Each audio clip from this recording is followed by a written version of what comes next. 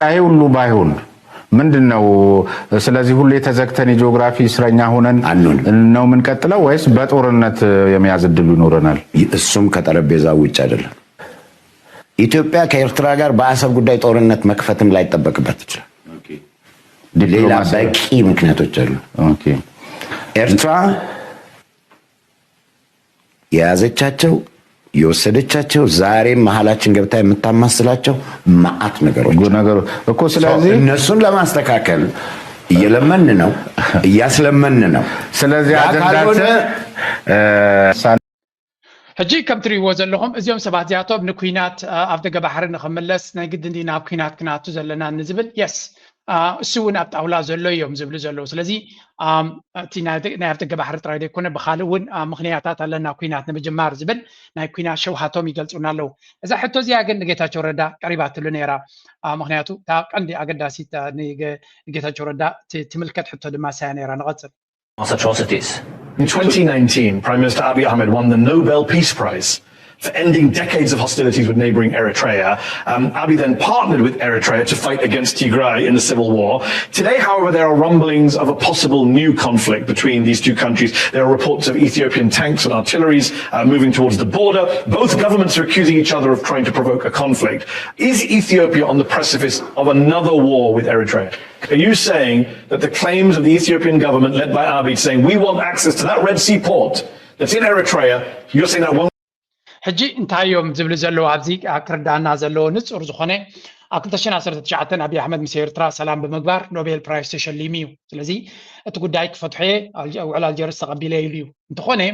ክልቲኦም ብሓደ ኮይኖም እውን ኣብ ትግራይ ተዋጊኦም እዮም። ሕጂ ግን ኣብ መንጎ ክልቲኦም ኩናት ክጅምር ከም ዝኽእል ዝንገር ዘሎ ዝያዳ ድማ አብይ አሕመድ ብዙሕ ወታደራዊ ምንቅስቃሳት ይገብር ከም ዘሎ ንኤርትራ ንኽወርር ኩሉ ዓይነት ተበግሶታት ይገብር ከም ዘሎ እዩ ዝንገር ዘሎ። ኣብዚ እንታይ ትብሎ ኣለካ እያ ትብል ዘላ ሕቶ ንሱ ሕጂ ኣብቲ ዘረባ ብዙሕ ከደናግር ይፈትኑ ኣብዚ ኩነታት እዚ ኩናት ከም ዘየለ እዩ ክገልጽ ፈትኑ ግን it has to be very clear ኣብዚ እንታይ ከም ዝኾነ diffuse the crisis sovereignty of Eritrea, the idea of ownership each other of trying to provoke a conflict. Is Ethiopia on the precipice of another war with Eritrea? I wouldn't put it that way. I mean, the whole rhetoric about Ethiopia's wanting to have access to the Red Sea is often conflated with the idea of ownership of real estate, coal, asset, whatever. As far as I'm concerned, there is no credible argument whatsoever to try and go against the sovereignty of Eritrea. Are you saying ስለዚ እዛ ዘረባ እዚኣ ጥራይ ስምዕዋ ንኣብነት እዚኣ ሓንቲ ካብቲ ኣቢ ጌታቸው ረዳ ሓደ ዓብዪ ሓቂ ዝዛረብ ዘሎ ግን ንአብይ አሕመድን ካድሬታቱን ዘቆጥዕ ነገር እዩ። እንታይ ዝብል ዘሎ ናብ ኣብ ደገ ባሕሪ ዝብል ዘሎ ዘረባ ናብ ኩናት ክወስድ ዝኽእል ኣይመስለንን እዩ ዘሎ። ምክንያቱ ሓደ ዓብዪ ጌጋታት ኣሎ ደይመደ ኢሉ ከሽክዕ ድፍትን ኣብዚኣ ጌታቸው ረዳ ክንደይ ግዜ ከማ ክብል ሰሚዐ ኣለኹ። እዚ ኣጠቃ ኣብ ደገ ባሕሪ ንክጥቀምን ንክትውንንን ዘሎ ዲቤት ኣብኡ ዝተሓዋወሰ ዘረባ ስለ ዝቕፅል ዘሎ ደይመደ ኢሉ አብይ አሕመድን ካድሬታቱን ስትራቴጂክ ኣምቢጉቲ ይብልዎ ንምድንጋር ዝጥቀምሉ ዘለው እዩ። በአምሓርኛ ክኸውን ከሎ ናትና ክንመልስ ኢና ብሓይሊ ክንወስድ ኢና ውግእ ክንገብር ኢና ዓሰብ ናትና እዩ ታሪካዊ ብፅዕት ኣለና ብላብላ ይብሉ። ብእንግሊሽ ክኸውን ከሎ ድማ access to the sea ኢና ንዘለና ቁጠባና ህዝብና በዚሑ ቁጠባና ተጨቢጡ ንዓብለና ደገሎ ናበልካኻ ብእንግሊሽ ከተብሎ ዝኻ ደይመደ ኢልካ ንክልተ ሰለስተ ዓይነት ዕላማታት ክትሓርም ትጥቀምሉ እዩ። ስለዚ አብይ አሕመድ ጌታቸው ረዳ ኣብዚ እንታይ ይብላ ኣሎ ብናተይ መረዳእታ እዩ ዝብል ዘሎ ኢትዮጵያውያን አብይ አሕመድ ድማ ንአብይ አሕመድ ይቐንዲ ኩሉ እቲ ብታሪክ ብጂኦግራፍ ብስግንጢር ብኣሉላ ብጣሉላ እናበለ ኩሉ ዓይነት ድራማታት ብዓፋር ዶ ብገለዱ እናበለ ዝዛረበ ዘሎ ክሬዲብል ዝእመን ስነ መጎት ብወገን ኢትዮጵያ ንልኡላውነት ኤርትራ ንምድፋር ኣይረኣኹናን ክሳብ ሕጂ ኢሉ ብዓለም ደረጃ ክእመን ዝኽእል ከድምዕ ዝኽእል ስነ መጎት ናይ ኤርትራ ወደብ ወይ እውን ዓሰብ ንኽትምንጥል ዘሎ ኣይረኣኹና ኣለሁ ክሳብ ሕጂ ኢሉ ኦኬ your boss is stay ቦሳት ናትካ ጀነራላቱን ባዕሉት ፕራይም ሚኒስተርን ጎሆም ምሸትን ዓሰብ ትብፅሓና እዩ ዝብል ዘሎ እዚ ድማ ኩሉ እቲ ስነ መጎት ተቕርብዎ ዘለኹም ትርጉም ዘለዎ ስነ መጎት ኣይኮነን ይብላሉ። ተጋጊድ እዩ ኖ 100% right ሓቂ እዩ። ሓቂ ግን ሎሚ ኣብ ኢትዮጵያ ተንብረካ ድያ ተሓቶ ወልሲ that's why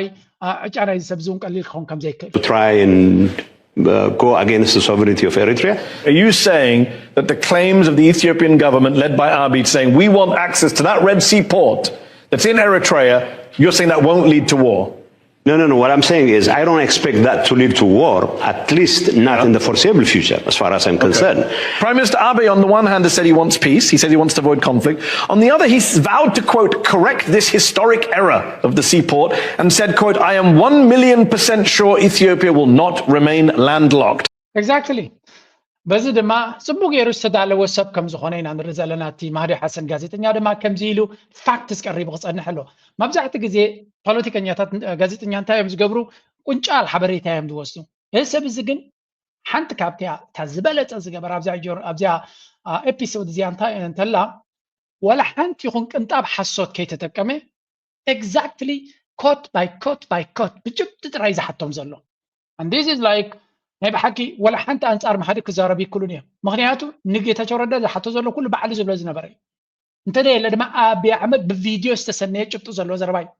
ንኣብነት እንታይ ዝብል ዘሎ ኣነ ኣብ ደገ ባሕሪ ከምኡ ኢኮኖሚ ኢሉ ገለ ኤርትራ ኢትዮጵያን ኮና ኩትካ ከዳ ይክላን ገለ መለ ንዝብል ኣሽክዑ ክሓልፍ ምስ ደለ ንጌታቸው ረዳ ዓዳ ውግ ከም ዘሎ ሚሊዮን ፐርሰንት ርግፀኛ ኢትዮጵያ ኣብ ደገ ባሕሪ ዘይብላ ኮይና ክትነብራ ይትኽእልኛ ባሕሪ ከነማልሲና ጌጋታት ክንዕሪና ዝብል ዘሎ ብኸመይ መንገዲ ክገብሮ ኢልካ ክትሓስብ ዘለኻ ኢሉ ናይ ብሓቂ ወይ ኩናት ክገብር እዩ ወይ ካልእ ነገር እንተለዎ ነገረና ዝዓይነቱ በዛ ጎረሩ ሓኒቑ እዩ ነቲ ሓቂ ተውፅኦ ዘሎ ጌታቸው ረዳ ከሽክዕ ይድፍትን ዘሎ ግን ኣብዚኣ ኣብ ጌጋ ቦታ ኢኻ መፂኻ ዝሰድድ ጋዜጠኛ ኣይኮነን እዚ The Ethiopian military said recently that it will not hesitate to make any sacrifice to secure access to the sea. How are those not threats? So I have reason to believe that President Isaias and Prime Minister Abiy will find it in their hearts to find a way to resolve, to defuse the crisis. እንታይ ዝብል ዘላ መወዳታ ጭብጥ ብጭብጥ ገይሩ ርእሱ ምስ ሓረሞ አንጻሩ ድማ ክዛረብ ስለዘይክል ኣነ ዝብሎ ዘለኹ ሲ ፕራይም ሚኒስተር አብይ አሕመድን ፕሬዚደንት ኢሳያስን ኣብ ልቦም ገለ ነገር መፂዎም ሲ ናብቲ ኩናት ኣይከዱን ይኾኑ ምክንያቱ ኩናት ክሳዕ ክንደይ ሓደገኛ ክኸውን ከም ዝኽእል ጽቡቕ ገይሮም ዝፈልጡ ሓይልታት ስለ ዝኾኑ ዝብል ዘሎ ብዛዕባ ፕሬዚደንት ኢሳያስ መይቢ ኩናት ኣይደልን የክብል ዳርጋ ኣሰልቺዎም እዩ ዘሎ ኩናት ኣይደልና ዘለና ካብ ንላዕሊ ክብሎም ዝኽእል ኣይኮነን አብይ አሕመድ ግን ኩናት እንታይ ዓይነት ቃንዛ ከም ዝገብር ኣብ ትግራይ ዘጋጠመ ኩናት ምሂርዎ ዲኻ ክትብል ነው ካብ ውሽጥ ጣራ ቀሲመ ኢላ በአምሓራ የአይ ተራቂቀ ኢሉ ካል ዓይነት ህልቂት ይፍጽም አለ በአምሓራ ኣብ ኦሮሞ ኸሙ ስለዚ አብይ አሕመድ ክምሃር ዝኽእል መራሒ ከም ዘይኮነ ጽቡቕ ጌሩ ዝፈልጥ ግን ናይ እንጌራ ኮይናቶ ድማ ግድን ይኸሙ ክብል Believe me. That's what I believe When in. you say believe me, this show is not about belief. نزار زربازيا كاب دونالد ترامب يقعد يحوا دونالد ترامب ስለዚ ግድ say believe me بالزغ believe መንኒ ምስ በሎ መንኒ ዝባል የለን ጭብጥለካ ድዩ እዚ ብዛዕባ ጭብጥታት ኢና ንዛረብ ዘለና ብዛዕባ ፋክትስ ብዛዕባ ሓቅታት ኢና ንዛረብ ዘለና ስለዚ ሓቅን ጭብጥን ተለካ ጥራያ እታ ጭብጥ ጌታቸው ረዳ ዘቅርባ በልስሙ It's about facts. It's about evidence. I will tell Do you have any evidence? I'll tell you about the facts. Do you have any evidence that you're ruling? You're saying there's no conflict. Everyone who's worried about a conflict right now. I'll give you the facts. Okay. You know, I recently traveled to Afar region, all the way to Bure. Yeah. And I saw concrete asphalt being built by the Ethiopian government. Yeah. Obviously, the Eritrean government also is building their side of the asphalt. So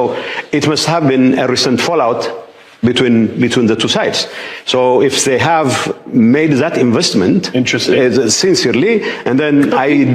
I cannot rule out the two parties coming together. People worry about the rhetoric. Many would say this is not about a port. This is about expansionism by the Ethiopian government.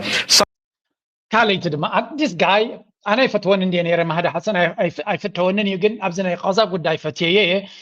كم دما أبزي قد نايزي أبزي حجز قبل زلوا دما an excellent an outstanding job يتصرف زلوا نبحك فلو يسرح مغنيات جبت حزوا زلوا I mean نبحكي نفع research team كم زلوا بزي خات فلت نتايز ولا زلوا مجمريا جبتك بكى أنا أبكينات خيات كم زي كلي بلالو نسوز خدان بوره نعصب جزء بوره زخدان كوينات أجندة كوينات مشرفات نكم بدي اللي خيدو نيرو قلنا تايب له نابو خيدو خلو خسي سرجع كاترامز جبر زل ريال له بوجنا يرتاون كم تغيرو خونيو سلازي درو بحدا نكسر حس مدام نيرو ميو سلازي قبل بوم تتملي سومسي الري خونيو كشفان زي كلي دي شفان زلو سود ما تقبلها بيلو انا بخمز الشكع على سبيل بالكان ابزي ابجيجا بوتي خمسي خزلها افضل جبحر كم زي دل زلوكو سفليت إلو ميلو دي إذا قد دايز بزعبا الجزيرة سكسع كنزة حق تزارة يتصبحون أنا أمين مهدي نفوي أبو داني غزة بزوج حكنات يتزارة بقى لكن أي صبيان يعني رقم غزارة نعم قداني بحري كونن قد دايزيلو زي ما أفتق بحر مخرج كبا يكون زلزال حجر كورري زلزالو ንጹር ዝኾነ ጭብጢ ድማ ክበካይብሎ ኣሎ ስምዖ እዚ ድማ እዩ ንሕና ኣብ ዓለም ክበፅና እንደልዮ ነርና ኣብ ናይ ዓለም ኣጀንዳ ኣብ ናይ ዓለም ሚድያ ክወፁ እንደልዮ ዘለና ናይ ንግዲ ጉዳይ ከም ዘይኮነ እዚ ኣብ ደገ ባሕሪ ብተደቂ ከም ዘይኮነ ኣጀንዳ እንታይ ዳ ኩናት ድልየት ምዃኑን ወሪርካ ናይ ካልእ ልኡላዊ መሬት ንምግባጥ ከም ዝኾነ ሓሳብ ክሳብ ጎረሮና ዝነቅዕ ንግሆ ምሸት ንዛረበ ዘለና እሱ ይቐፅለና ሕጂ ኣብ ከምዚ ስለ ዝመፀ ድማ ነመስግን ንሕጎስ ብጣዕሚ ጽቡቅ about the rhetoric, many would say this is not about a port. This is about expansionism by the Ethiopian government. Some have said that Abiy is, quote, obsessed with Ethiopia's إذا أنت سياسة كساكم صبوا غيركم ገለገለ ሰባት ከም ዝብልዎ ዘሎ እቲ ጉዳይ ናይ ኣብ ደገ ባሕሪ ዘይኮነሲ ናይ ምስፍሕፍሓን ናይ ንኢትዮጵያ ዓባይ ንምግባር ምዃኑ ገለገለ ሰባት ዝብልዎ ሕጂ government. Some have said that Abiy is, quote, obsessed with Ethiopia's imperial past, that he wants to march into Eritrea's capital and declare the Red Sea as his border. He wants to be celebrated as the leader who restored Ethiopia's greatness. What do you say to people who say that? Well, I said as much. In the past myself. Now the question is... Those are all your quotes. You said he was obsessed with Ethiopia's imperial past. ገለገለ ሰባት ከም ዝብልዎ ድብሎ ፀንሐ ጌታቸው ረዳ ዝብሎ ዝነበረ ዘረባ ይቀይሩ ገለገለ ሰባት ከም ዝበልዎ ኢልዎ እንታይ ኢልዎ ጌታቸው ረዳ ቅድሚ ክንደይ ዓመታት ዝበለ እዩ እንታይ ኢሉ ነይሩ መስለኩም አብይ አሕመድ ዓባይ ኢትዮጵያ ንክሃንፅ እዩ ዝሓልም ዘሎ ንጉስ ክኸውን ኣድዩ ወዲ 7 ዓመት ከሎ ንጉስ ክኸውን ስለ ዝበለቶ ብዛዕባ እውን ተዛሪብሎ እዚ ሰብ እዚ ናብ ኤርትራ ከይዱ ኣብ ኣስመራ ነቲ ስርዓት ቀይሩ ባንዴራ ናይ ኢትዮጵያ ሰቂሉ ቀይሕ ባሕር ኣማሊሰ ኢሉ ደርፊ ክድረፈሉ ንጉስ ንክኸውንን ይዘሊ ዘሎ ስለዚ ምስ ኤርትራ ምስ ቀይሕ ባሕሪ ፍሉይ ዝኾነ ዕብዳን ናብ ፅላለ ዝኸደ ኦብሰሽን ሕልፍ ዝበለ ባህጊ ከም ዘለዎ እዮም ዝጠቕሱ ዘለዉ ኢልዎ ዋ ማለት ካልኦት ኢሎም ኮነ ማነ እውን ኢለየ ነዚ ኢልዎስ ኖ ቃላትካ ያነ ኮድ ትገብር ዘለኹ ኢልዎ ብቃላትካ ዝሓተካ ዘለኹ ኣብ ካልእ ኮለል ኢልካ ኣይፈልጥን እየ ከይትብል ኢሉ ስለዚ ናብታ ዘረባ ይድቕፅል ኣለና ብሓቂ ብጣዕሚ ፅቡቅ ዝኾነ ኢንተርቪው እዚ You said he wants to restore Ethiopia's greatness. Is that not what you believe anymore? Well, no. I mean, I don't have any problem with Abiy wanting to restore Ethiopia's greatness, whatever that greatness is. My issue is that sort of claim is not likely to lead to the kind of conflict people fear is going to happen anytime soon. At the time, when you said it in 2021, you said it would lead to conflict. No, I didn't even say it will lead to conflict. I said he will take over Asmara. I understand that's what you're saying. My question is, does that mean you no longer think he's an imperialist warmonger? No. I think at this point in time he cares more about his image, that he's trying to make differences in domestic politics and all that. መቸም ኢደ ፈንጂ ገይሩ ድሕዞ ዘሎ ካላረስቲ ንጌታቸው ረዳ ብሕጥር ዝበለ ክነግረኩም ማህዲ ሓሰን ንጌታቸው ረዳ ካብ ጌታቸው ረዳ ንላዕሊ ይፈልጥዎ ዘሎ እዚ ትፀገም ኮይኑ ዘሎ ንጌታቸው ረዳ ከም ክፉት መጽሓፍ አንቢብዎ ኣሎ ስለዚ ብፍጹም እኳ ናብ ዝኾነ ይኹን ዳይሬክሽን ከም ዘይከይድ ገይሩ ብገረሩ ሒዝ ዝሕዞ ዘሎ ሕጂ እንታይ ዝብሎ ዘሎ ኣብዚ ኣብ 21 ንስኻ ክትብል ከለኻ ኣብይ ኣሕመድ ንኤርትራ ክወርር ከም ዝደልን ንኤርትራ ሒዙ ንጉስ ክኸውን ከም ዝደልን ኢሎ ኖ ከምኡ ክኸውን ይኽእል ከምዚ ክኸውን ይኽእል ገለገለ ንዝበለ ኣብ ከምዚ ኩነታት ስለ ዝነበረ ንሱ ዝደልዮ ዝነበርኩ ኩየ ኢለ ገለመለ ኢሉሲ ንኢትዮጵያ ዓባይ ገብራ ዳይ ገብራን ከማ ንሱ ይኮነ ትሕቶ ገለም ዝበሎ እቲ ሕቶ ኢልዎ እቲ ሽዑ ትብሎ ዝነበርካ ሕጂ ክገብሮ ይደሊ ዶ እቲ ናይ ምስፍሕፋሕ ሕልምናቱ ኣሎ ዶ የለን እዩ ትሕቶ ኢልዎ ንስኻ እቲ ምስፍሕፋሕ የለን ክብል ኣይክእልኒ ይርዮ ስለ ዘሎ ግን ኣለኻ ክብለካ ኣይክእልኒ ስለዚ ሕጂ ብዚ ክሪኦ ከለካ ምስሉ ክቅይር ኣብ ፖለቲካ ውሽጣዊ ፖለቲካ ክሰርሕ ገለ ይዝደሊ ዝብል ሩይ ዝኾነ ንግሆም ምሸትን ብካሜራን ብቴሌቪዥንን ዳርጋ ኣብ መዓልቲ 10-20 ዝኾኑ ቪድዮታት ብሃገራዊ ቴሌቪዥን ኣብቲ ገባሕርና ኤርትራ ጥራይ ንክወስድ ዝገብር ዘሎ ፕሮግራማት ዝሰርሕ ዘሎ ንዓለም ከምኡ የለን ኢሉ ከምን ዝፍትን ዘሎ ናይ ብሓቂ ከቢድ ስራሕ ተዋሂብዎ ጌታቸው ረዳ ኣብዚያ ስራሕ እዚያ ብኻተር ይፋቶ ዝብሉ ዘሎ ተጋሩ እውን ሓቆም እዩ Well, in fact, I went beyond that he would take over Asmara. Okay. He hasn't taken over Asmara. So are you saying you were wrong about it? No, he hasn't taken over Asmara. If war does break out with Eritrea, should Abiy give his Nobel Peace Prize back? Well, he could. Okay. I'm not sure. እምበር ክሳዕ ክንዱ ንውግእ ኣየጋጥምን ይብልካ ክትምጉት ተፈቲንካ እንድሕር ውግእ ምስ ኤርትራ ጀሚሩ ኣብይ ኣሕመድ ነቲ ኖቤል ፕራይስ ናቱ ክመልሶ ኣለዎ ዶ ንዝብል ዳባእ ኮይና ተዘረባ ምክንያቱ ከባድ ሕቶ ያንዑ ያስ ክመልሶ ኣለዎ ኣብ ዝብልካ ተረዳድዮም ግን ብሓቀኛ እቲ ኩናት ከጋጥም ይኽእል ዳይክልን ንዝብል ግን ኣብዚያ ተመሊስና ክንሪኦ እዚኣ እቲ ፕሮፌሰር ትርንቮል ነቲ ጉዳይ ተተሓቲቱ ነይሩ No, I think should we call it complacency or positivity from Getachew here?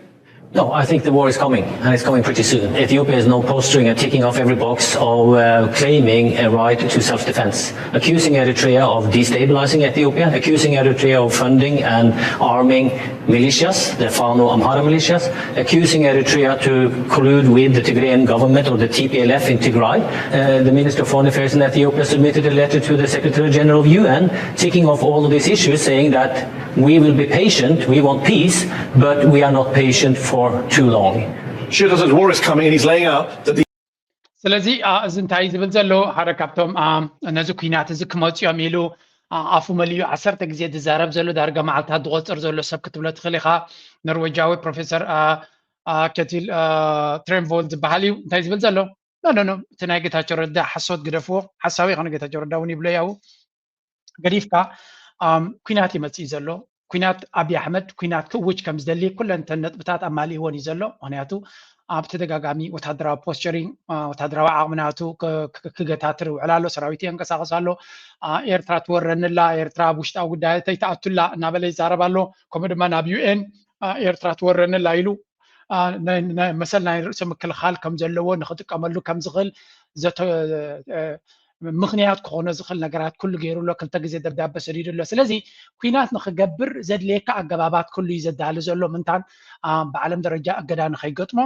ንዘድሊ ኩነታት ቅጥታትና ማለይ ዝኸይድ ዘሎ ስለዚ ኩናት ንክገብር ኩናት ናይ ግዜ ሕቶ እዩ ኣብዚ ቀረባ ግዜ ድማ ክመፅእ እዩ ዝብል ዘሎ መልሓስካ ከልቢ ሽነሉ ኢና ንብል መጀመርያ ኩናት ስለዘይንደሊ እንተቲ ከምኡ ኮይኑ ዘይተርፍቲ ኮይኑ ድማ ኣብይ ኣሕመድ ናይ መወዳቱ ክትከውን ከም ትኽእል ግን ርዱእ ጌርና ንወዞ እታ ፅቡቕቲ ነገር ንሱ ኩናት ክትመፅያ ይብል ኣሎ እቲ ኩናት ዛዕባ እንታይ ምዃኑ እውን ኣብ ካልእ ኣጋጣሚ ፅቡቅ ገይሮም ኤክስፖዝ ገይሮም ነይሮም ኣብዚ ፅቡቅ ነገር ናይዚ ኢንተርቪው ድማ እዩ ንሽተይ ንስማ war is coming and he's laying out that the Ethiopian government seems to be making the case for it. Mr. Getachew, the region has also ample experience with war after war after war after war, relapsing to war more than creating sustainable peace. Let me bring in Bisrat Lamassa. Let me ask you, Bisrat. ሕጂ እንታይ እዩ ዝበሃል ዘሎ ኣብዚ ዘረባ ኣብቲ መንጎ ጌታቸው ረዳ ኣትይዎ እንታይ ኢሉ ነይሩ ብዙሕ ግዜ ኩናት ክመፅእ እናተባሃለ ዝተርፈሉ ግዜ እውን እኳ ኣሎ ኣብቲ ዞባ ኢልወሲ ንዓዳ ኣብቲ ዞባቲ ካብ ብልቦና ናይ መራሕቲ ዝተረፈ ኩናት ዝጀመረ ኩናት ዝበዝሕ ስለዚ ኩናት ናይ ምጅማር ኣብ ቀርኒ ኣፍሪካ ሓደ ልሙድ ተርእዮ እዩ ኩናት ብሂወት ናይ ብዙሓት ሰባት ዝፃወት ብፍላይ ድማ ንኢትዮጵያውያን ክቀይም ስለዘይደሊ ክቆጥዕ ስለዘይደሊ ኢትዮጵያውያን ብሂወት ናይ ሰባት ዝግደሱ ከም ዘይኮኑን 10 ግዜ ኩናት ክጅምሩ ምክንያቱ ምስ ኤርትራ ጥራይ ኣይኮነን ኣብ ውሽጢ ዓዶም ዝገብርዎ ዘለዉ ናይ ሓትሕትካ ምጭፍጫፍ እውን ነብሱ ዝኸኣለ ኩነታት ናይ ኢትዮጵያ ዝገልፅ እዩ ስለዚ እዚኦም ሰባት እዚኣቶም ካብ ኩናት ዝስልችዎምን ናይ ኩናት ካብ ኩናት ዕረፍቲ ዝደልዩ ከም ዘይኮኑ እዩ ዝገልፅ ቀፂላ እታ ፀዳል ትበሃል ድማ ፅቡቅ ጌራ ነቲ ኩነታት ኣብሪሃትሉ ንጌታቸው ረዳ መህደመ ከምዘይህልዎ ገይሮም እዮም ሒዞሞ They're not going to go to war. Do you buy that? Are you worried? I am worried, and I think a lot of people are worried. I think the fundamental problem of the tension today is the alliances that President Isaias Afwerki and Abiy Ahmed created a war pact. And when the Pretoria Agreement was signed, it collapsed. Now the two are looking at each other. But the problem is that ሕጂ ኣብዚኣ ትብላያ ቅድም እንታይ ኢላ ኣላ እቲ ብዛዕባ እቲ ኩናት ስክፍታታት ኣለኩም ዶ ኣለክዶም ዝበላ የስ ስክፍታት ዘይኮነ ስጋኣት ኣለኒ ፍርህለኒ ምክንያቱ ዝበዝሐ ሰብ እውን ከምኡ እዩ እቲ ኩነታት ካብ ግዜ ናብ ግዜ ናበይ ይኸይድ ከም ዘሎ ንሪኦ ስለ ዘለና እቲ ኣብ መንጎ ኤርትራን ኣብ መንጎ ፕሬዚደንት ኢሳያስን ፕራይም ሚኒስተር ኣብን ዝነበረ ዝምድና ድማ ወይ እውን ናይ ኩናት ዕርክነት እንተበልናዮ ንሱ ወዲቑ ብፕሪቶሪያ ገይሩ ምስ ፈረሰ እዩ ሕጂ ድማ ኣብ ናሕትዕዶም ኣብ ምትፍናን እዮም ዝርከቡ ትብላ ኣላ ሕጂ ትብላ ዘረባ ግን ስምዕዋ I think the Prime Minister made it for the first time a few weeks ago when he said that what they want is a navy base. And it's not just a port access. And this ups the ante. I want to bring in Sheetal Tronville. You study conflicts. You know both. እቲ ዝበለፀ ክፋል ድማ እዚ እዩ ኣብዚኣ ዝበለታ ማለት እዩ እዛ ፀዳል ትበሃል ኣብዛ ኢንተርቪው እዚኣ ኣገደስቲ ሓቀታት ደርቢያ እያ ኢንተርጀክት ገይራ ኣብዛ ተወትሉ ኣገደስቲ ነጥብታት ኣብቲ ፕላትፎርም ክዝረባ ዝግበአን ዝበለተን እያ ደርቢያ ኣብዚ እንታይ ትብላ ኣላ ኣፍ ደገ ባሕሪ እናተባሃልካ ነዊሕ እዋን እዩ ነይሩ ትምሽካዕ ኢላቶ ኣብዚ ቀረባ ግን ኣብይ ኣሕመድ ግልፂ ገይርዎ እዩ እሱ ድማ ንሕና እንደለና በይዝ ንሓይሊ ባሕሪ ንሕና ንገብረሉ ወታደራዊ ቅልፅምና ፓወር ፕሮጀክት ክንገብረሉ ንኽእል ኣፍ ደገ ባሕርና ሓይሊ ባሕርና ክንቀሳቀሰሉ ዝኽእል ቦታ ኢና እንደሊ እዛ ዘረባ እዚኣ ድማ ካብቲ ምስጢር ሽምግልና ናይ ኤርትራን ኢትዮጵያን ዝካየድ ዝነበረ እቲ ናይ ኣፍደገ ባሕሪ ጉያ ኣብዚያ ነጥብዚያ ጠጠው ከም ዝበለ ሚድያታት ናይ ኢትዮጵያ ቅድሚ ዝተወሰነ ግዜ ኣውፅኦም ነይሮም። ንሱ ድማ እቶም ሽምግልና ነቲ ናይ ኤርትራን ኢትዮጵያን ዝምድናታት ወከልቲ ናይ ኤርትራን ኢትዮጵያን ኣብ ዝተፈላለየ ተራኺቦም ነቲ ክግበር ዝኽእል ናይ ቁጠባዊ ሽርክነት ዝሰርሑ ዝነበሩ ኣብ ገለ ፖይንት ፅቡቅ ደረጃ በፂሖም ከለዉ ትልኡኽ ናይ ኢትዮጵያ ካብ ኤርትራ ተመሊሱ ምስ ተራኸበ ተሰማሚዕና ከምዚ ምስ በሎ ሓይሊ ባሕሪ ዘይብለይ ዳ እንታይ ከገብር እየ ተሰማማዕ እንታይ ገብረለይ ወደብ ንበይኑ እንታይ ገብረለይ ሓይሊ ባሕሪ ዘይብለይ ተኮይኑ ኢሉ ከም ዘጉርዕን ከጉርዕ ከሎ እቲ ስላያን ኤርትራ ካብቲ ውሽጢ ከም ዝሰምዖን ድሮ ኣብ ኤርትራ ድማ እቲ ኩነታት ከም ዝተረድኦምን እቲ ልኡኽ ድማ ከይዱ ኣቶም ሰባት ምስ ፕራይም ሚኒስተር ተዘራሪብና ሓይሊ ባሕሪ ግድን ዘድልየኒ ኢሉና ለኢሎሞሲ ያ ፈሊጥና ኣለና ከም ዝበለኩም ፈሊጥና ከም ዝበልዎም ስለዚ እቲ ኩሉ ዝግበር ዝነበረ ሞመንትም ብሰንኪ ሕቡእ ኣጀንዳ ናቱ ዝነበረ ዝተረፈ ምዃኑ እዩ ዝንገር ዘሎ ስለዚ ኩሉ ዝንሪዮ ዘለና ኩነታት ድማ ውፅኢት ናይቲ ቀናን ኣካይዳ ናይ ፕራይም ሚኒስተር ከም ዝነበረ እዩ ዝንገር ዘሎ ኣብ መወዳእታ ሓደ ነገር ርዱእ ዝኸውን ኣብዚ ኣብይ ኣሕመድ ኩነታት ናቱ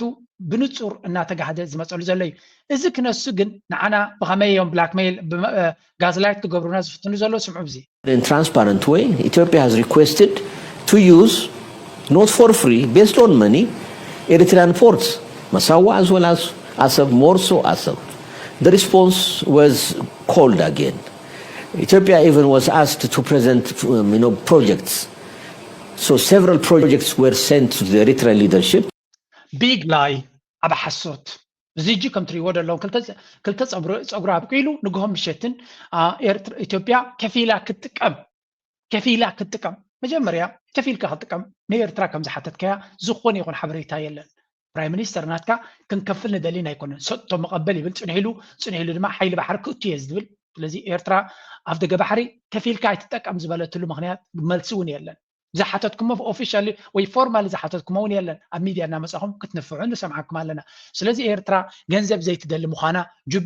ንጅቡቲ ዳ ጽቡቅ ጌርኩም ዘይትቦ ኣይኮነን ጅቡቲ ወደብሲ ታጁራ በዓልኩም ሒስኩም አልምዕዎ ኮይልኩም እዩ ስለምንታይ ተቀበልኩም በርበራ እኮ ክታቱ ሓሲብኩም ተኾንኩም ላሙ እንተኮይ እንደይሰርሕ these people ብወቅዒ ሓሶት ከም ዲፕሎማሲን ከም ፖለቲካን ሒዞም መስሎ ዘለው ንማንም ኤርትራዊ በዚ ክደናገር አይንደልና ይቀጥል ስምዕዎ to the president no response to this day and one asks the question why Eritrea a small country look at Djibouti a neighboring country they based on the service መጀመሪያ ኤርትራ ሂባትኩም ዲያሂባትኩም ክሳዕ ክንዲዚ ዘርስነካ ዘሎ እንታይ ምክንያቱ ኣብ ደገ ባሕሪ እንድሕር ኮይኑ ድሌትካ ንስኻ ብዝደለኻዮ መንገዲ ክትወስድ ትኽእል ኢኻ ዋይ ናብ ኤርትራ ክሳዕ ክንዱ ፀሚትካ ትጥምት ኣለኻ ጅቡቲ ኣለካ ብሶማልያ ክትረክብ ትኽእል ኢኻ ብሶማሊላንድ ክትረክብ ትኽእል ኢኻ ከምኡውን ብኬንያ ክትረክብ ትኽእል ኢኻ ብሱዳን ክትረክብ ትኽእል ኢኻ ዋይ ፎከስ ኣብ ኤርትራ ጥራይ ኤርትራ ድማ መልሲ ባቶም ኣለለንቅነ እቲ መልሲ ድማ እዞም ሰባት እዚኣቶም ይዓብዱ ከም ዘለውን እቲ ዕብዳን ድማ ደረት ዘለዎ ኣብነት ፕሮፓጋንዳ ናይ ብልፅግና እንታይ ዓይነት ቴክኒክ ከም ዝጥቀም ዘሎ ኣቶ የማነ ገብረ መስቀል ጽሒፍሎም ኣሎ እሱ ድማ እንታይ ዝብል is described as operating through a mix of optics posturing deception and disinformation ዝኸንታይ እዩ ዝረአ በለጭለጭ ዝብል ነገራት ጌርካ ወታደራዊ ቅልፅምካ ብፅርግያታት ናንቀሳቀስካ ዘየለ ነገር ከም ዘሎ ናምሰልካ ከምኡ ድማ ውፁእ ሓሶት ነገራት ሓበሬታ ኣበላሽኻን ጠማዚዝካን ዝግበር እዚ እቲ ዲፕሎማሲ ንሶም ዝብልዎ ዘሎ ፎሬን ሚሊታሪ ቪዚትስ ንኣብነት ናይ ፈረንሳ መፂና ናይ ጣልያን መፂና ናይ ኣፍሪኮም መፂኡ ናይ ፍሬንች ኣርምድ ፎርስስ ምሳና መፂኡ ናይ ኬንያ ምሳና ገይሩ ሞሮኮ ምሳና መፂኡ ናይ ፓኪስታን መፂኡ ምስ ህንዲ ተራኺብና ዝብል ንሰብ ከተሰንብድ ኢልካ ዝግበር ምዃኑ ወላ ሓንቲ ዝጭበጥ ነገር ዘይብሉ ከምኡ ድማ access to the sea debate Ethiopia already has multiple commercial options for with neighboring transit countries Ethiopia already بخلت ثلاث هجرات نختكم سممع اللوا سلازينا يفتق بحر صقم كم زلوا كم سلي لم يحسوا جن سوفرين لولاو زخونه يفتق بحر دلينا مالت لولاونت نيكال هجر زفر سلازونه خونا يكلني خايب لو مالو سلازي naval power in the Red Sea كم دما ني حيل بحر قلصم كلونا له زبل زربا دما له كم يجير حيل بحر زي بالكاف دغ بحر زي بالكا امنا يمن بوتا خوينك امنا يمن لولاوي هجر كوينك حيل خاطري سلازي الحركه نقدناتك بقى بحر سلازونه ناي قدنا يكون حيل بحرناتك وغمت سلازي ازوم هاجر زياتهم ابوتا يا ወደ ቀይ ባህር መምጣቷ አሉ ለቀጠናው ሰላምና ደህንነት ዋስትና ነው እዚች ጋ የግብጽ ውጭ ጉዳይ ሚኒስትር ኢትዮጵያ እስከ ፍርድ ቀን ወደ ቀይ ባህር አትመጣም ያሉትን ንግግር ስናስታውስ እንዴት ኖት ብለን ለመጠየቅ እንገዳለን። ከም ትሪእዎ ዘለኹም ናይዚ ጀነራል ናይ ኮማንደር ናይ አፍሪኮም ናብ ኢትዮጵያ ምስ መፀ ብዙሕ ድራማ እንዲዮም ክገብሩሉ ፈቲኖም እንተኾነ እቲ ሓቂ ገሚትናዮ ነርና ንሕና ካብ አፉ ሰሚዕና ነርና ሕጂ ድማ እቲ ሓቂ እንታይ ክገብር ይመፅዎም ስምዑ የአፍሪኮም የጦር አዛዥ በአዲስ አበባ ባደረጉት ቆይታ ለአብይ አህመድ አገዛዝ የአሜሪካንን ስጋት በመግለጽ ማሳሰቢያ መስጠታቸው ተገለጸ። የአብይ አህመድ አገዛዝ የባህር በር ባለቤት ለመሆን በሚል እያደረገ ያለው እንቅስቃሴ ቀጠናውን ለስጋት በመግለጽ ማሳሰቢያ መስጠታቸው ተገለጸ። የአብይ አህመድ አገዛዝ የባህር በር ባለቤት ለመሆን በሚል እያደረገ ያለው እንቅስቃሴ ቀጠናውን ለደህንነት ስጋት ሊያጋ ሊያጋልጥ ይችላል የሚል ስጋት እንዳላት አሜሪካ ለአብይ አህመድና ለባለስልጣናቱ መግለጿን ነው አንከር ሚዲያ ያገኘው መረጃ የሚያመለክተው። የብልጽግና መገናኛ ብዙሃንና በማህበራዊ ሚዲያ ላይ እየተሰራጨ ያለው ከጀነራሉም ሆነ ከአሜሪካን አቋም ጋር ያልተገናኘ አሜሪካ ኢትዮጵያ ከምዛ ዝበልናኩም ኢና እዞም ሰባት እዚኣቶም ንኸጋንኑ ኢሎም ሓሶት ድራማ ንኽገብሩ ኢሎም በረይ ዘየጋጠመ ነገር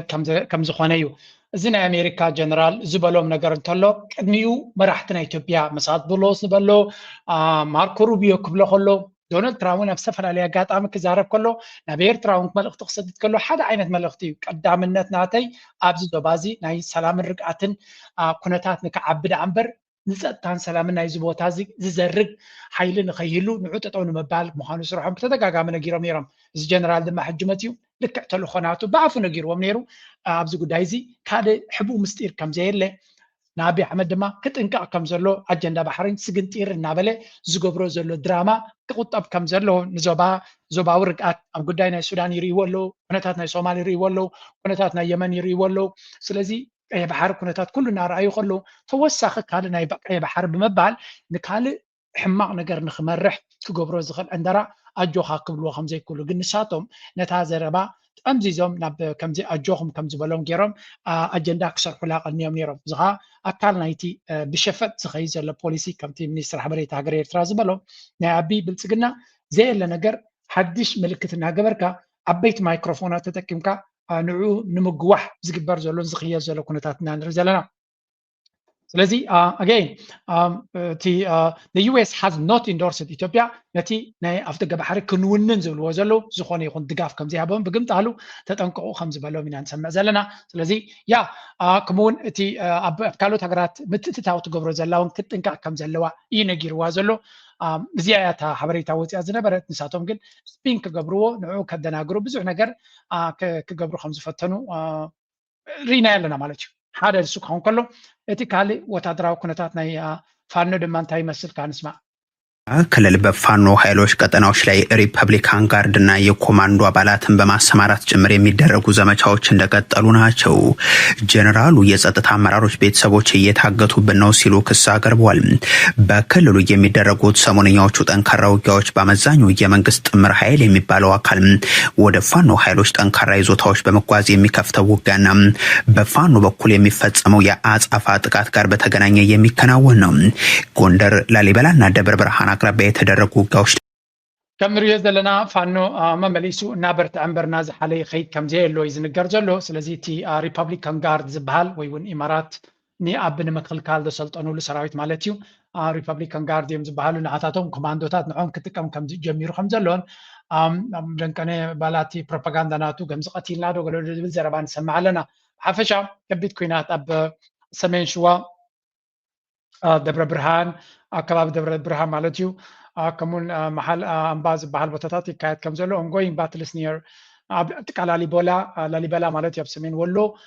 ከምኡውን ኣብ ፋይቲንግ ኢን ወሎ ኤንድ ጎንደር ማለት እዩ። ስለዚ ኣብ ዝተፈላለየ ቦታ ኩናት ይካየድ ከም ዘሎ ነቲ ነቲ ኩናት ዝመርሕ ዘሎ ብወገን እቲ ብልፅግና ማለት እዩ ሌተናንት ጀነራል መሓመድ ተሰማ ዝበሃል ማለት እዩ urges rapid completion of the mission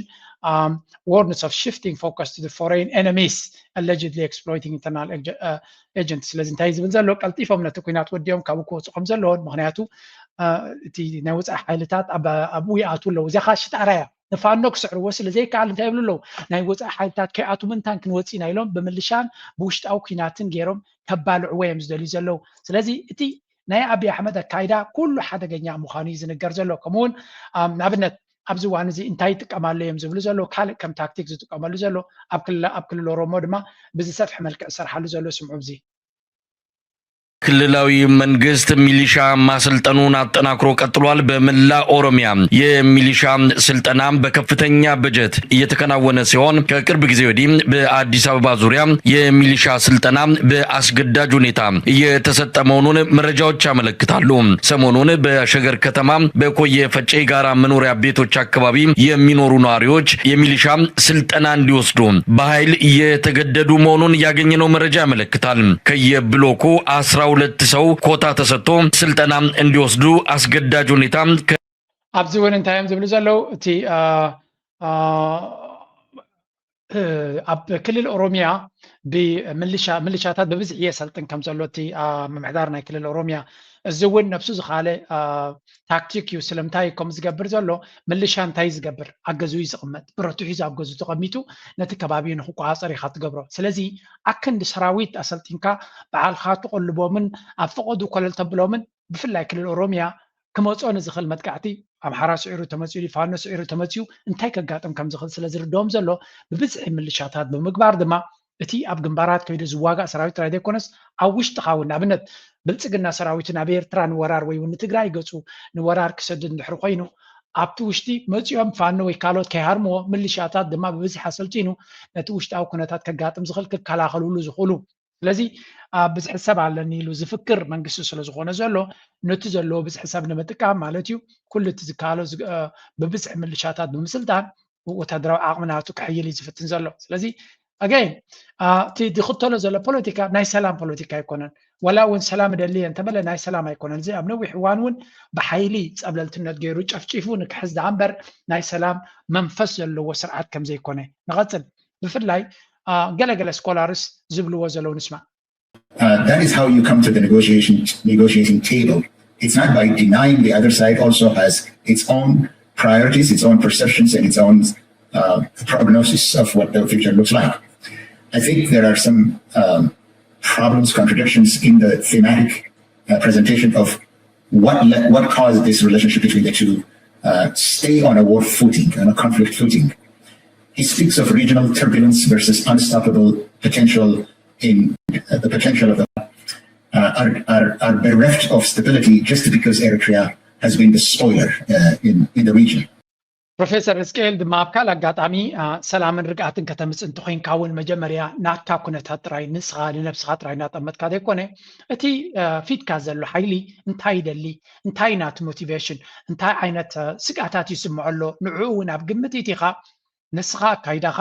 ንኻልኦት ድማ ብናቶም ቦታ ኮይንካ ክትሪኦ ተጀሚርካ 10 ግዜ ኤርትራ ከም ዝገበረት ኤርትራ ትብትነና ዘላ ኤርትራ ከም ዝገበረና ዘላ ኤርትራ ፀያቂት ናይ ቀርኒ ኣፍሪካ ኤርትራ ኩሉ ዝትገብር ዘላ በቲ ሓደ ኤርትራ ነዚ ኩሉ ተበላሹ ዘላ ትብል በቲ ካልእ ድማ ኤርትራ ሰብ የብላ ዓቕሚ የብላ ወታደራዊ ቅልጥም የብላ ቁጠባኣ መይቱ እዩ ዝተረመሰ ብላ ብላ ትብል ኣይ ሓቂ ኣበይ ዘሎ እቲ ሓቂ ስለዚ ናይ ብሓቂ ሰላም ርቃት እንትደሊኻ ንኤርትራ እውን ብናቶም ቦታ ኮይንካ ክትጥምቶ ኣለካ ንተጋሩ እውን ብናቶም ቦታ ኮይንካ ክትሪኦ ኣለካ እዩ ተጋሩ እውን ነብሱ ዝኻለ መልሲዮም ዝህቡ ዘሎ ኣብዚ ኩነታት እዚ ንኣብነት ኣብዚ ቀረባ ብዛዕባ ውዕል ፕሪቶሪያን ብዛዕባ ህወሓትን ዝበሃል ዘሎ ስሙ ድብ ተፈተወ ተፀልአ ተደራዳሪት ምስ ፌደራል ኣብ ውዕል ፕሪቶሪያ ተደራደረት ውድብ እያ ማለት እዩ ስለዚ ማሕበረሰብ ዓለም ዝፈልጥ ውድብ ህወሓት እዩ ኣብይ ኣሕመድ ብስልጣኑ بمرجع بردبيلو حقاوነት ከልኪልዎ ኣሎ ሕጋዊ ይኮነን ትክክል ይኮነን ሶምስ መስመረጻት አሳሲካ ዘልዓልካ ይሕተሎ በዚ ሕጋዊ መንገዲ ውድ ህወሓት አጊድካ ኣብ ትግራይ መረጻ ምስመን ትድልየት ሲኮ ስምረት ናይ ምጥያሽ ገለመል ትድልየቶም ንስ ግን እዚ ክኸውን ይኽእል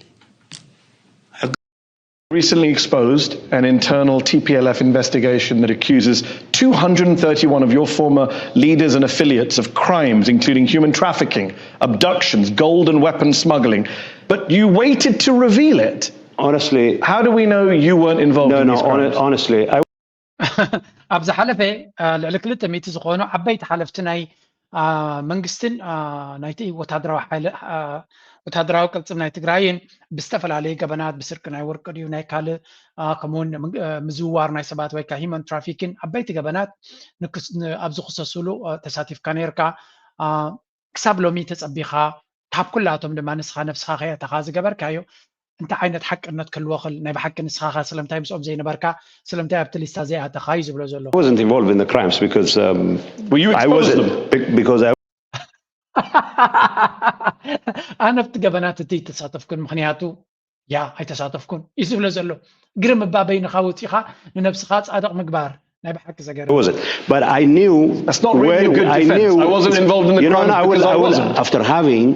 spent months as president of the interim administration, it came to my knowledge that these kinds of activities were quite. But you didn't reveal it. You waited until this year. Because I didn't reveal it because we believed in the TPLF that maintaining a modicum of unity was far more important than. እንታይ ዝብሎ ዘሎ መጀመርያ ንስኻ ከምዘይነበርካ ንነብስኻ ነይነበርኩም መባልሲ ፅቡቕ ምክልኻል ከምዘይኮነ ምክንያቱ ከምኡ ኢኻ ክትብል መርካልዳ እንታይ ክትብል ብተወሳኺ ግን ክሳብ ሎሚ እንታይ ትፅበ ነርካ ናይ ብሓቅኹም እንድሕሪ ኮይኖም እንድሕሪ ትፈልጦም ነርካ ክሳብ ኣብ ስልጣን ዝነበርካን እንጆይ ትገብረሉ ዝነበርካን ተፀቢኻ ካብቲ ስልጣን ምስ ተገለፍካ ክትከሶም ምጅማር መብዛሕትኡ ግዜ ናይ ጥዕና ኣይኮነን ምክንያቱ ሓደ ሰብ ኣብ ዝኾነ ነገር ምስ ሰዓረካ ብኣንጻሩ ብዙሕ ክትዛረቡ ንቡር ስለዝኾነ ስለዚ ኣብዚያ ጉዳይ እዚኣ ነዛ ኢንተርቪው እዚኣ ኤርትራውያን ኢትዮጵያውያን ጥራይ ኮና ንሰምዓ ዘለና ብዙሕ ካልእ ዓለም እዩ ዝሰምዓ ዘሎ ጌታቸው ረዳ እንታይ ዓይነት ስእሊ ይገብር ኣሎ ፖለቲካ ናይ ኢትዮጵያ ጆክ ምዃኑ መስሓቅ ምዃኑ ሲምፕል ኣስ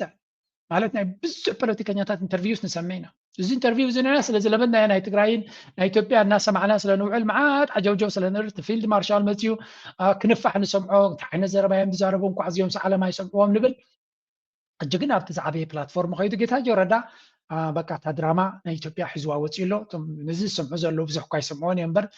ነዚ ዝሰምዑ ዘለዉ ስቲ ፖለቲካ ናይ ኢትዮጵያ እንታይ ዓይነት ስእሊ ክህልዎም ይኽእል ክትግረም ጥራይኻ ትኽእል ምክንያቱ ክግረሙ እዮም ዝኽእሉ ቀፂሉ እቲ ዝበሃል ዘሎ ንኣብይ ኣሕመድ ናይ ጌታቸው ረዳ እታ ዝኸፈት ዝተባህለት ድማ እዚኣ ብዙሕ ስለ ዝኾነ ኩሉ ክንትካዮ ንክእል ኩሉ ክንሽፍኖ ይንኽእል ኢና He said his mother told him he would once be a king. Do you believe Abiy was chosen by God to rule Ethiopia? I don't. You don't? I don't. Have you told him that? I don't have to tell him. I mean, you kind of do. He thinks he is, and you're his advisor. Advisors normally give advice. I don't believe God has a specific choices or whatever to lead. As long as you think you can lead the country and you prove your mettle, you can be leader. Has he proved his mettle? He has yet to prove his mettle. He's been in office for several years. He's still yet. Well, this is my position. Okay. I'm not in the business of settling accounts on his behalf. I'm not in the business of. And if he watches this interview and he sees his advisor saying he's yet to prove his mettle and he may be guilty of genocide, do you think he'll fire you or keep you on? I honestly am not. I don't really care with. እዚኣ እታ ኢንተርቪው ኣነ ኣብ ኤክስፖስት ገይረያ ዘለኹ እያ ምክንያቱ እዚኣ ኢንተርቪው እዚኣ እዛ ሰግመንት እዚኣ ጌታቸው ረዳ እንታይ ክኸውን እዩ ዕጫናቱ በዚኣ ክትወሰን ትኽእል ምክንያቱ ዋላ እቲ ማህዲ ሓሰን ፅቡቅ ገይሩ እዩ ኣሳሲሮ ብሓንቲ ቦታ ገይርዋ ምክንያቱ እቲ ሓደ ኣብይ ኣሕመድ ኣድዩ ወዲ 7 ዓመት ከሎ ንጉስ ክኸውን ከም ዝኽእልን ከም ዝተቐብአ ብኣምላኽ ዝተሓርየ ምዃኑ ፓስተራቱን እቶም ምስ ዘሎ ኩሉ ግዜ ዝደግሙሉን ዝደርፍሉን ነገር እዩ ስለዚ ነዛ ነገር እዚኣ ከም ቅብልቲ ገይሩ ዝወሰዳ እዩ ሓደ ኣድቫይዘር ናተይ ኢሉ ዝወሰዶ ድማ ብኣምላኽ ዝተሓርየ እዩ ኣብይ ኣሕመድ ተኣምነሉ ዲኻ ኢልዎስ ኣያምነሉን እያ ኣምላኽ ንሓደ ብፍሉይ ሓልዩ ነቲ ሓደ ገለ ዝገብረሉ የለን ሰብ ተሰሪዑን ተነፊዑ መራሒ ክኸውን ይኽእል እዩ ዝብል እሞ መጀመርያ እዚኣቶም ኣማኸርቱናቱ በዓል ብመንፈስን ብገለን ዝጅንጅንዎ ዘለዉ ኣብ ጌታቸው ረዳ ሰይጣን ሰፊሩ ኣሎ ክብልዎ ክጅምር እዮም ኮይኑ ይስማዓኒ ብካልእ መንገዲ ድማ ንሱ ዝኸዶ ዘሎ መንገዲ ነጊርካዮ ዶኹም ኢልካ ናይ ኣምላኽ ተልእኮ ገለ መለ ዝበሃል ናመንጋር የድልየንን ኢልዎ ካልኣይ ትሕቶ ድማ ኣገዳሲት ድማ እቲ ዝገብሮ ዘሎ ስራሕ ውፅኢታዊ ዶ ትብሎ ኢልዎ ኣብይ ኣሕመድ መራሒ ኮይኑ ንክቕፅል ከፅቡቕ ስራሕ ሰሪሑ ዶ ትብል ኢልዎስ ነው ኩሉ እቲ ዝብሎ ዘሎ ብሕጂ ፕሩፍ ክገብሮ ንፍዑ ድያ ኣይንፍዑን 7 ዓመት ኣብ ስልጣን ፀኒሑ ዘሎ ብሕጂ እቲ ሜተድ ናቱ ኣገባብ ንሱ ዝጥቀመሉ ዘሎ ኣብ ባይታ ይሰርሕ ዳ ኣይሰርሕን ክሳብ ሕጂ ዝሰርሐ ይረኣናን ብሕጂ ግን ክገብሮ ይኽእል ኢልዎ ድሕሪ 7 ዓመት ከምኡ ትብል ኣለኻ ኣማኻሪ ናቱ ኢኻ ንስኻ ድማ እዚ ሰብ እዚ ን7 ዓመት ዝኸተሎ መንገዲ ውፅኢት ኣየምፅአን ብሕጂ ከምፅእ ዘሎ ትብሎ ኣለኻ نزين كلتا نجارات الكازل لخاسي دحر حجس سرح يبقى كذا خون ولا خمير يا كخوني لوس بعلى فلتي له أنا كا لا دي بعلى فلتي له غير له أنا تايل بوس غير أبيكس مالتي ጌታቸው ረዳ አንተ ተሰጉይጉ ወይውን አይግበሮ ሕማ አጋጣሚ ኮይኑን ከአስሮ ወይውን አካል ነገሩን ከገብረ ስለዝغل ብሰንክ ዘንዘረ ባዚያ ተን ከሆነ خلي ምክንያት ዛ ተቆሪጻ ዘላ እዚያ ሓንቲ ካፕተን አገዳሲት ሰግመንት ከሆነ خلاያን ምክንያት በኸማ ገይሩ ሰጎካ ከለኾን ኢሉ ከም ሕተውን አቅሪብዋ ስለዘሎ ናይ አብይ አሕመድ አካይዳ ከመይ ከሆን ከም ዝغل it doesn't take a genius to see Abiy wants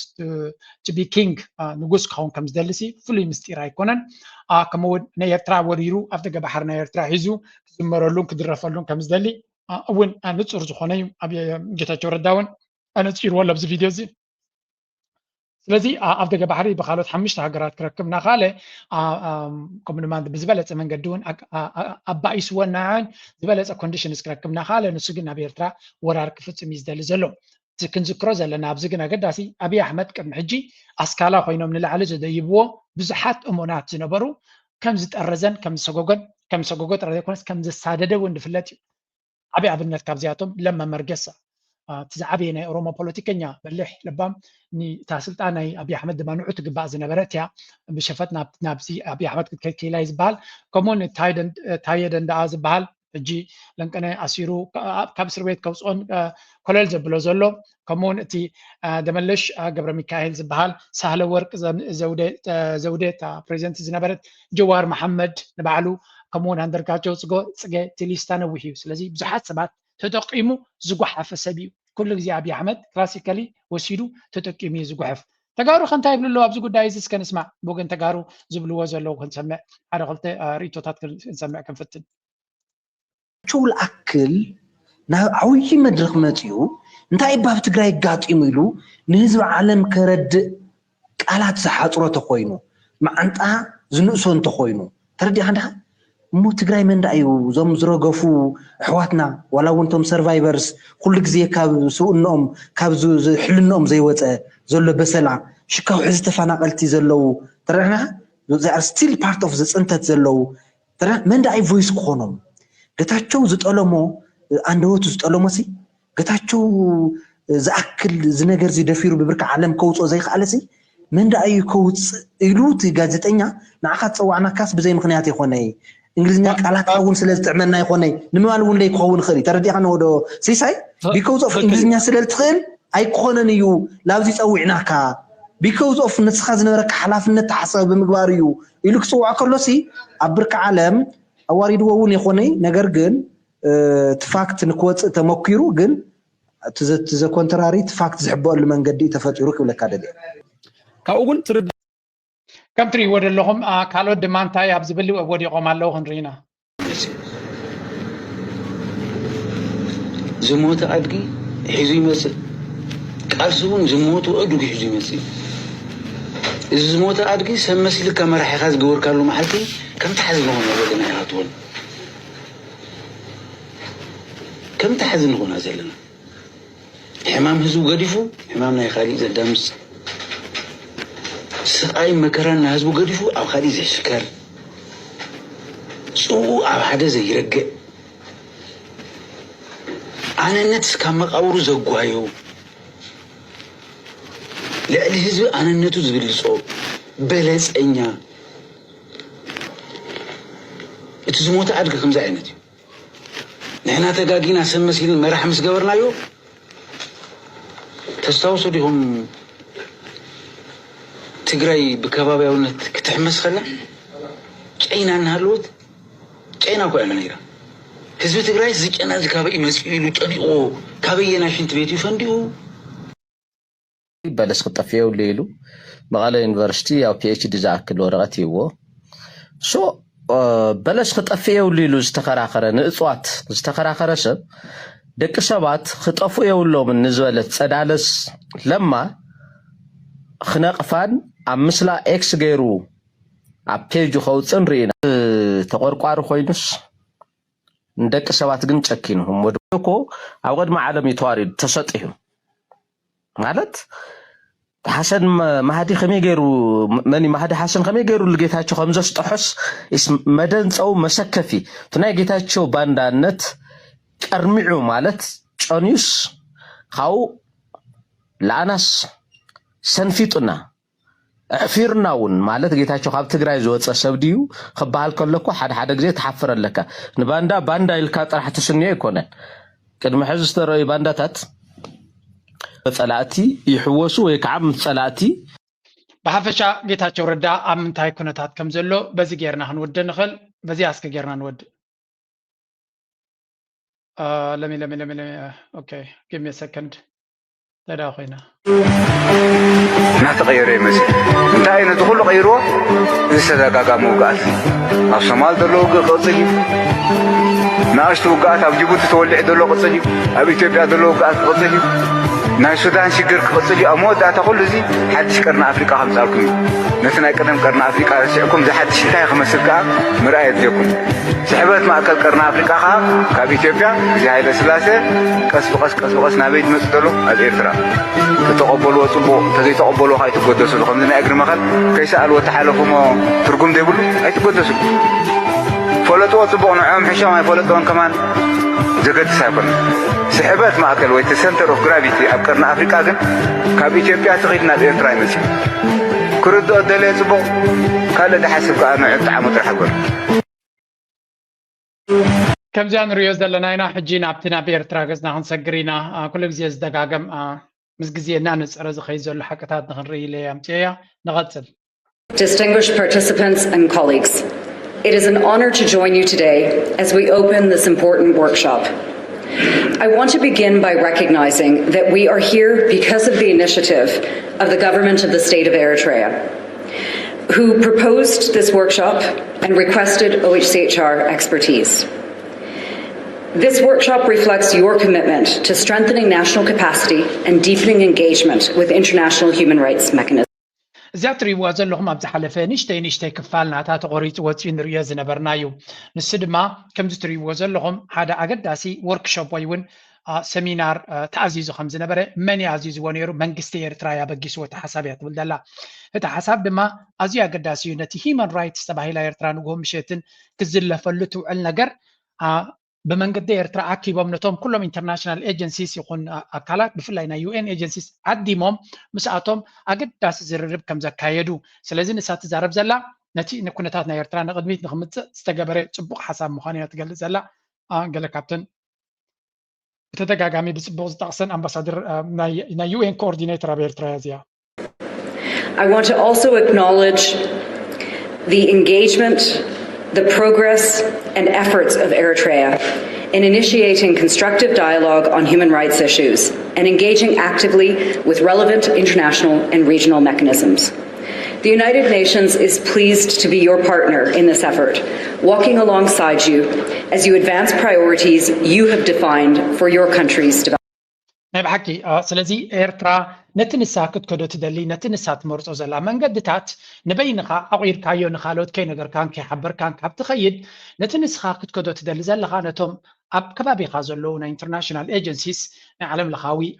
تكالات أمسيخا أتم سبات نعم ساي نحنا زن كنقبرين عند زلنا إذا إيرترا تدلي دما ما بزحت زي ساتو من علامهم قميو ني أبقى تراد زلو حكمنا تمرتي ترقياتات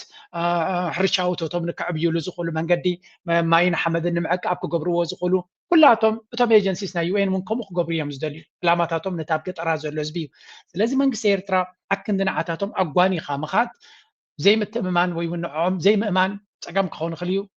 أقول زغنا تاريخ وسرت هلو أمسي خامساتهم كتزرارب تجمير كأجن زغا قد عنا زلهم تكالات ويون قد عنا زلو مرحنات انتلايو إذا حجين رياز لنا نا يو إن قصد ما تبوق قص حزي يمثل إيرترا دما بكفوت مساتهم كتزراربن إهم هي كتب بحالن يعني رياز لنا إذا دما نتي إيرترا زلوا بتدقق عم تخصصوا أب human rights أب جنيفا نعون مغيار أكن أب جنيفا تقول قد قالت صحفات راي مهاب مستنا UN agencies أب عدو زلو نتكون تادو تخكل خلال زغل مزرراب تزبالة أيو إزي غيركا قلتي في غير مالتها يكوننجن بحفشا إسكا قال كابتوم إيرترا تساتف تزبال وخان اسمع. I'm here on behalf of the Minister of Foreign Affairs, specifically from the Department of International Organizations. I'm a senior human rights and humanitarian affairs expert. So this training that's taking place here in Asmara Palace for the next 3 days is human rights mechanisms and treaties, capacity building and training for national institutions and ministries. እዚ ንሪኦ ዘለና መንሰይ ናትናኤል ይዕብዮ ካብቲ ፎሬን ሚኒስትሪ ወይ ካብ ሚኒስትሪ ጉዳያት ወፃኢ ናይ ኤርትራ ብፍላይ ኣብቲ ናይ ዓለም ለኻዊ ኢንተርናሽናል ትካላት ኣብኡ ሪስፖንሲብል ኮይኑ ዝሰርሕ ሰብ እዩ ሚን ሓደ ግዜ ኤርትራ ሶሪ ኣነ ሓቂ ክዛረብ ይደሊ ኣብዚ ኤርትራ ሓደ ግዜ ክትዝምጠል እውን ሓቂ እያ ብእውነት ከምዚኦም ዝኣመሰሉ ምልምል መንእሰያት ከለው አቶ ዑስማን ሳሌሕ ኮፍ ክብል ከሎ ኣብቲ ሚኒስትር ፎሬን ሚኒስተርስ ሓደ 6 ካብዚኦም ኣብ ዙርዩ ኮፍ ንምባልሲ ስለምንታይ ዘይከኣላነ ኩሉ ግዜ የዝግረም why are we not showing those people ኣብ ቅድሚት መፅኦም ክመፁ ንኤርትራዊ መንእሰይ ድማ እልፍ ናይ ብልፅግና ካድረ ኩሉ ግዜ ኤርትራ ስርዓት እቶም መራሕቲ ይሞቱ ኣለው ድሕሪኡ ሃገር ንዓና ክትከውን እያ እናበለ ዘንባሃቕ ዘሎ ከምዚኦም ዝኣመሰሉ ምልምል መንእሰያት ብየማንን ፀጋምን ኣብ ዘለውሉ ፎሬን ሚኒስትሪ why are they not coming ንቅድሚት መፅኦም ኣብቲ እንታሽሙ ዘይከዱ ኣነ ይቆጣዓኒ ካልኦት ከም ድሌት ክምርኢቶ ከልወኩም ይኽእል እዩ ኣነ ግን እዚኦም መንእሰያት እዚኣቶም ከም ሓደ ኣብ ካልእ ከሪአኩም እየ እዚ እውን ሓደ ካብኣቶም እዩ ሕጋዊ ኣማኻሪ ናይቲ ፎሬን ሚኒስትሪ እዩ እዞም መንእሰያት እዚኣቶም ኩሉ ግዜ ኣብቲ ናይ ፎሬን ሚኒስትሪ ዝግበር ዴሌጌሽን ክመፁ ከለዉ ኣብ ቅድሚት ክመፁ እንተዝኽእሉ ነይሮም ኣብ ደገ ዘሎ መንእሰይ ኣበይ ኮንፊደንስ ምተሰምዖ ነይሩ የለዉ ንብል የለና ግን ክንሪኦም ንደሊ ኢና ልክዕ ከምቶም ካልኦት ብቁፅርታት ገይሮም ልብና ዘጥፉና ዘለው ንሕና ድማ ነቶም መራሕቲ ኣብ ኤርትራ ዘሎ ተካእቲ ወለዶ ኣብ ቅድሚት መፅኦም ክንሪኦም ንደሊ ኢና ኣናተይ ርእቶኩም እዩ we have to see those youth እዞም ናይ ፅባሕ ተካእቲ ናይቲ ሃገር መራሕቲ ናይቲ ሃገር ወፃእተኛታት ባዕሎም ፈልጡ ንሕና ክንሪኦም ንደሊና ነቶም ዜጋታት ናትና ምክንያቱ እቲ ሃገር ፅባሕ ንጎ በመን እያ ክትመሓደር ድሕሪ ኢልካ ኤርትራውን ክፈልጦም ክኽእል ኣሎ ክላለዮም ክኽእል ኣሎ ስለዚ ናይ ብሓቂ ብኸመይ መንገዲ ነቲ ሓበሬታ ክነመሓላልፎ ንኽእል ስለዘይርዳእና እታ እንኮ ዘላት መንገዲ እዚኣ ስለዝኾነት ኣይ ሆፕ እዚኣ